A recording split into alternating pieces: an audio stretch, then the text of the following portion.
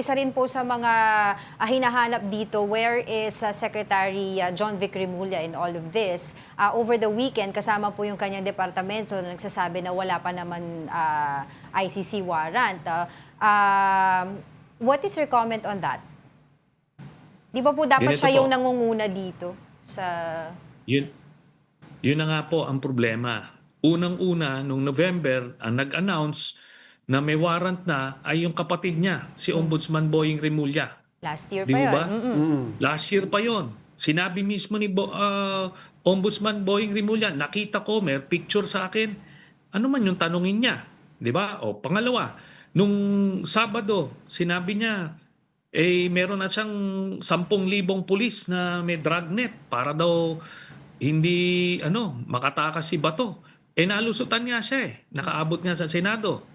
Tapos nung meron ng warrant na ina-announce na ando doon yung NBI, bigla namang humirit na wala daw valid warrant. Ano naman yung sana tinawagan niya yung NBI director, ano ba yung hawak niyo, valid ba yan?